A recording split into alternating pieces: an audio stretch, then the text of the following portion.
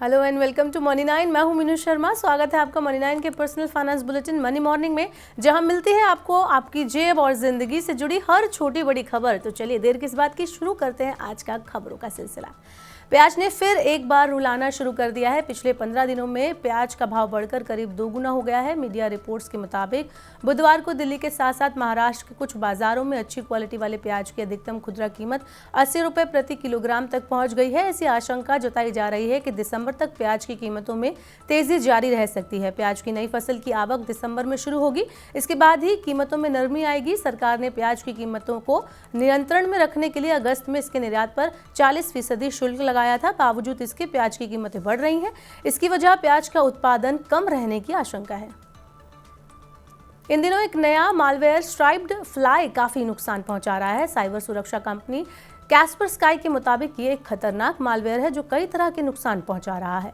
ये मालवेयर हर 2 घंटे में जानकारी चुराता है। ये साइट और वाईफाई लॉगिन जैसे ब्यौरे, संवेदनशील आंकड़ों के साथ साथ नाम, पता, फोन नंबर, कंपनी और नौकरी के बारे में व्यक्तिगत डेटा यानी पर्सनल डेटा की चोरी करता है।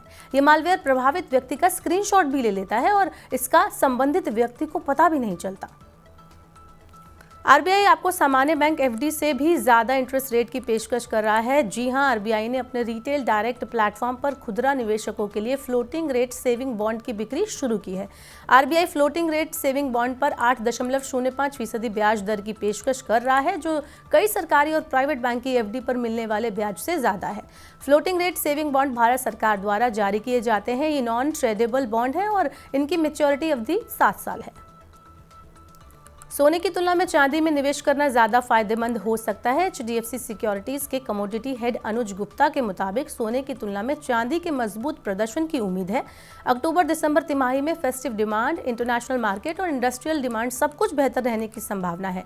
ऐसे में चांदी का भाव $26 प्रति औंस के स्तर को तोड़ देगा, जो चांदी के लिए एक मजबूत रेजिस्टेंट लेवल है। 1 दिसंबर से सिम खरीदने के लिए नए नियम लागू होंगे। दूरसंचार विभाग के मुताबिक नए नियम लागू होने के बाद एक आईडी पर लिमिटेड संख्या में ही सिम जारी किए जाएंगे। इसके अलावा सिम कार्ड विक्रेताओं को रजिस्ट्रेशन और केवाईसी प्रक्रिया से गुजरना होगा।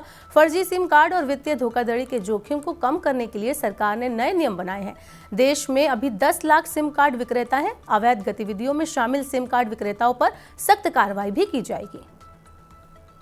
भुगतान के मामले में यूपीआई ने डेबिट कार्ड को पीछे छोड़ दिया है। यूनिफाइड पेमेंट इंटरफेस यानी यूपीआई अब ऑनलाइन और ऑफलाइन शॉपिंग दोनों के लिए भारतीय उपभोक्ताओं का पसंदीदा भुगतान मोड बन चुका है। आरबीआई के आंकड़ों के मुताबिक ई कॉमर्स वेबसाइट पर डेबिट कार्ड से लेन देन की संख्या सितंबर 2023 में घटकर आधी लगभग यानी कि 5.1 करोड़ रह गई। पिछले साल अप्रैल में डेबिट कार्ड से रिकॉर्ड 11.7 करोड़ लेन देन हुए थे। दुकानदारों को किए जाने वाले यूपीआई भुगतान में सितंबर 2023 के दौरान 3 गुना बढ़ोतरी हुई है।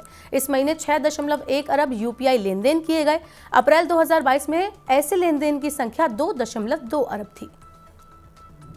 केंद्र के बाद 2 राज्यों ने अपने कर्मचारियों और पेंशनर्स को दिवाली का तोहफा दिया है। तमिलनाडु और ओडिशा सरकार ने महंगाई भत्ता और महंगाई राहत बढ़ाने की घोषणा की है।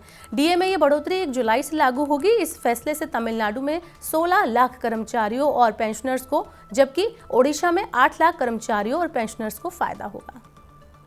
अगर आपके साथ भी ऑनलाइन फ्रॉड हुआ है तो अब आपका बैंक पैसे लौटाएगा। सूरत के नवसारी उपभोक्ता विवाद निवारण कमीशन ने भारतीय स्टेट बैंक को यूपीआई साइबर फ्रॉड के पीड़ित को करीब 40,000 रुपए लौटाने का निर्देश दिया है।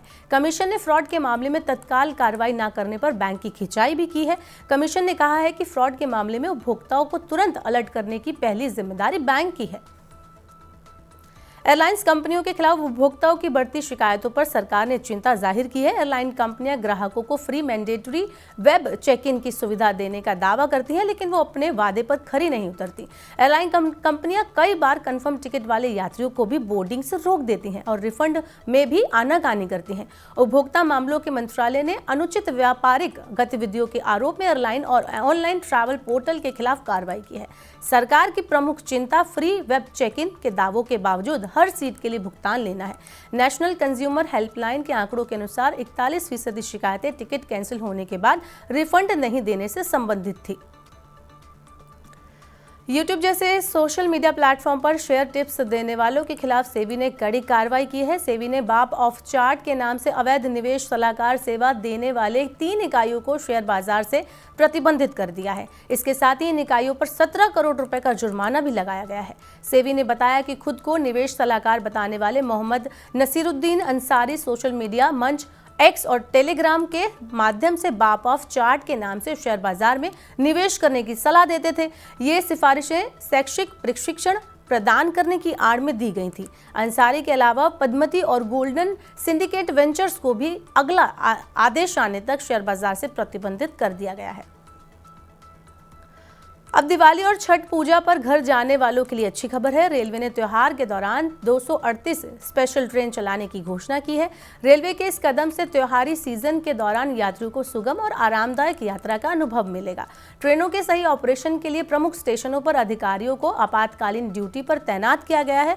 रेलवे स्टेशनों पर कर्मचारियों को सुरक्षा और सतर्कता पर नजर रखने के लिए भी कहा गया है।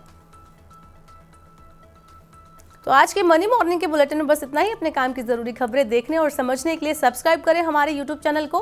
पर्सनल फाइनेंस से जुड़ी खबरों को आप पढ़ना चाहते हैं, समझना चाहते हैं तो हमारी वेबसाइट www.money9.com पर विजिट करें। यहाँ पर 7 भाषाओं में आप पढ़ सकते हैं, समझ सकते हैं पर्सनल फाइनेंस से जुड़ी खबरों को।